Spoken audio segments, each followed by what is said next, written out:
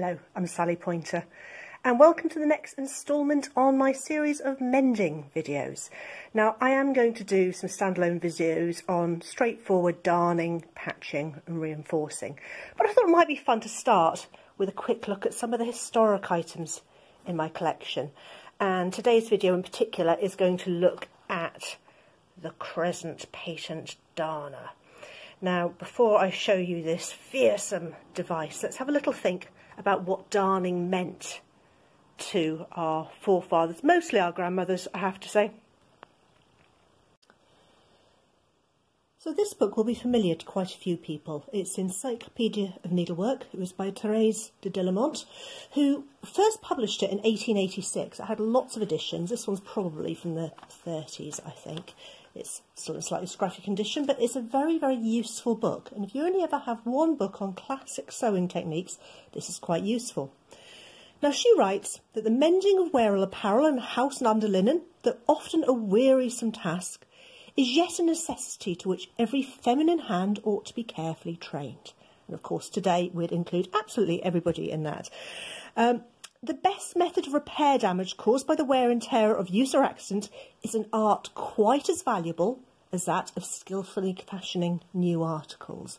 And I think people are starting to understand that more and more these days. Make, do and mend is no longer something associated with the Second World War. It's very much come round again.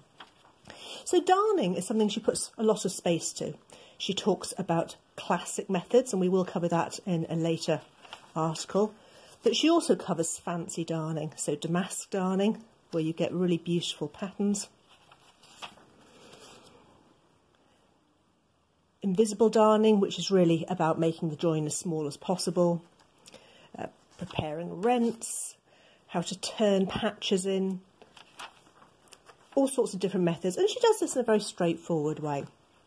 Now, most people will be familiar with the use of things like a darning mushroom or a darning egg. Mine's an egg. I do have a mushroom. It's hiding from me today.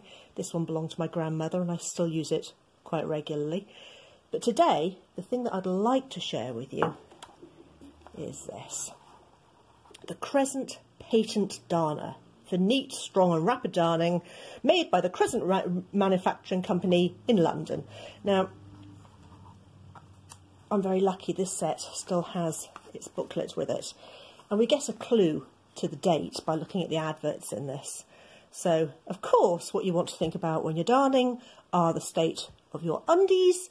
So there's an advert for stocking suspenders on the back, and the Edwardian lady gives us a clue that this particular set was made probably very, very early in the 20th century. I'd say probably in the first 5 years of the 20th century.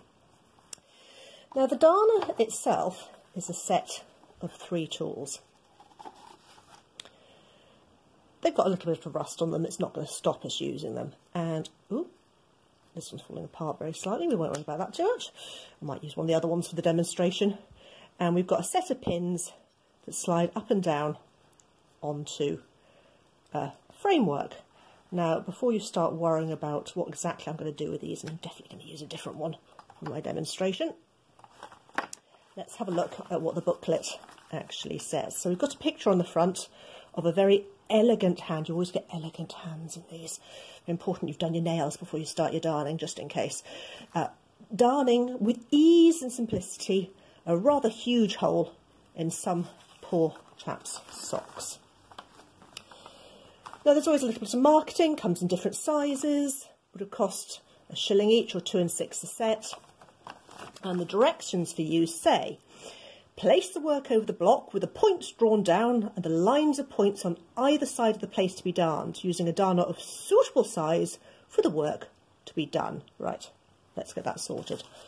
Here is a hole that I have carefully prepared earlier. Now, I was going to use the smallest one, but I think it's a little bit creaky.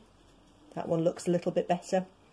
So, points drawn down, and the lines of points either side of the patch to be darned. Okay. Now, push the points up and through the work so they protrude as far as possible. Now, how on earth do I do this without stabbing myself? Let's give this a whirl. Okay, that's working. Okay. Now, I should say, at this point, can you see those spikes? They're incredibly sharp, and they're certainly not going to be sterile after this amount of time in a box in my kit. It does say here, makes neater darn than by hand, we'll see. Makes a stronger darn than by hand. Makes a darn in half the time. Shields the hand from the point of the needle whilst darning. Wow. Not too worried about my darning needles. I think I'm more worried about these. All right, so next instructions. Holding one end of the cotton or wool to be used, wind it 2 or 3 times around a corner point, then over from side to side of the point. Right. I need to find some cottons. Let's put this down for a second. Poking around in my grandmother's kit. This will do. This is cotton, but it's a demonstration. I want you to be able to see it. So, in an ideal world, you're always going to use something the same shade as your work. And I think we're going to need a fairly long bit for this. Okay. Snip that off. Now, a word on darning needles. Darning needles themselves are generally quite long.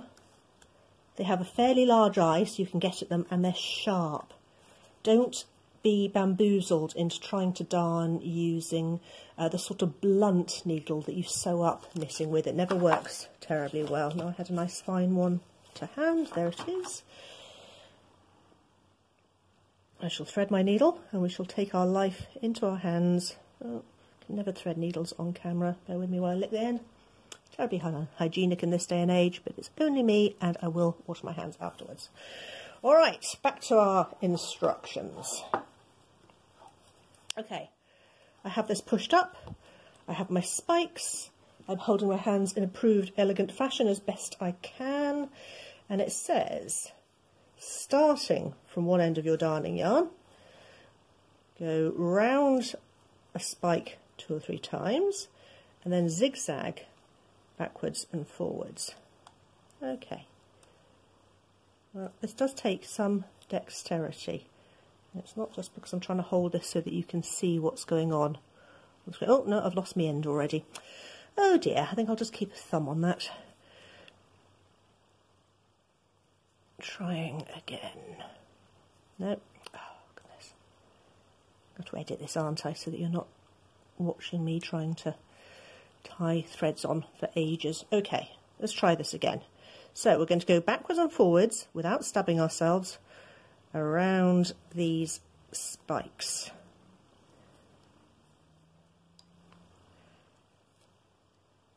Yeah, that thing they said about keeping your fingers out of the way of needles is really not working, is it? I can see I've missed one back there. We're not going to worry about that. You see already, I'm already snagging my fingertips on this. There may be a reason why these didn't last much beyond the start of the First World War. Oh dear. Oh dear, dear, dear. I shall attempt not to bleed on my darning. This is also never a good plan. Darning is about making things last longer. Bloodstains are a grade A pain to get out of your needlework, so you really want to avoid them wherever possible. Nearly there, nearly there. Okay. Backwards and forwards. You know, I didn't cut off nearly enough thread for this. We'll do the first pass and then I'll start another bit.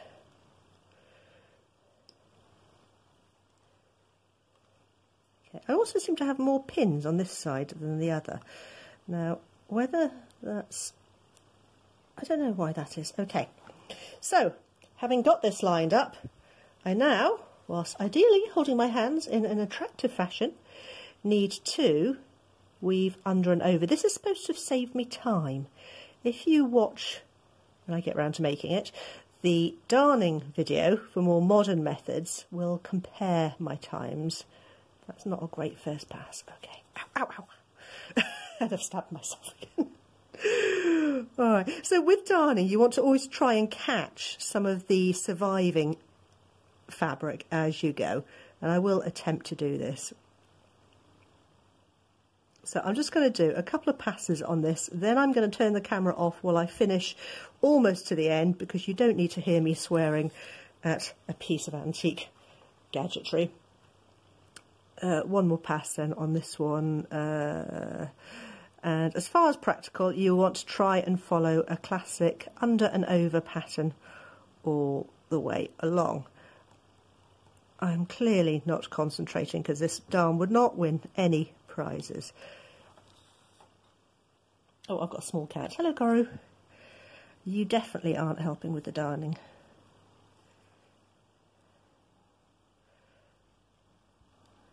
All right, so you get the principle. And as I said, I'm not doing this very well. I've missed 2 or 3 stitches. I'm going to switch this off for a second. I'm going to finish this darn, preferably a bit tidier, and then we'll see how on earth we undo it at the end of it. Back in a second. Okay, I've made some progress. I am not going to tell you how many times I've said ow in the last 5 minutes. To be perfectly honest, I don't like this method nearly as much as more traditional darning.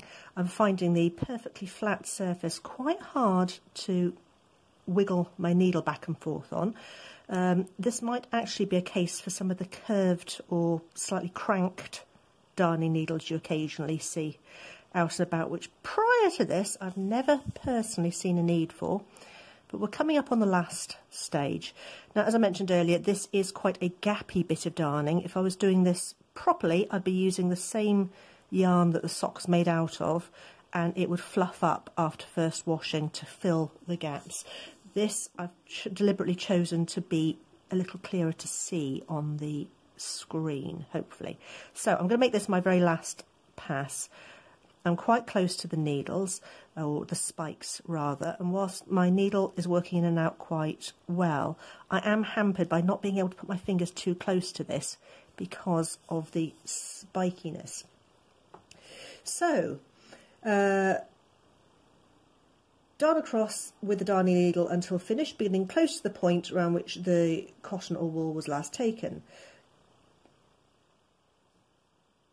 So I suppose I want a couple of extra stitches to anchor that. One last bit, so I'm as close to the spikes as I can get. Alright, withdraw the darn, and I suppose this means, where's the inside bit? One of these wiggles up and one of these wiggles down, and I can't remember which way around it goes. Aha, there we are. Withdraw the darner without stabbing yourself, and a neat and strong darn will be made. Well, it's certainly rectangular. I wouldn't necessarily say that's neat. I'm just going to put a stitch in the end to finish that. Clip off my thread. Now let's have a look and see whether it is indeed neat on the other side. Well, it's nice and square around the edges, but what it lacks, and this could be user error on my part because it's the first time I've used this particular darner for a while, is that none of these fraying edges of my original hole have been caught in. And generally, I think that's quite an important thing with a darn. So, we'll use that as a warm-up exercise. The next darn I'm going to show you in the next video, which might not be today, will be using either a darning mushroom or an egg, and represents a much simpler darn and is the type that I generally use. But that was fun. We have there the Crescent patent darner, which obviously never quite lived up to its reputation. Very, very useful as a backup weapon though. I'm going to have to be careful with that on my sewing box when I take it to events, aren't I? You can imagine what would happen if a small child got hold of that. Right, that will do for the second. Happy darning. I'll see you in the next video where we'll see if we can improve on that really quite laughable darn. Bye for now.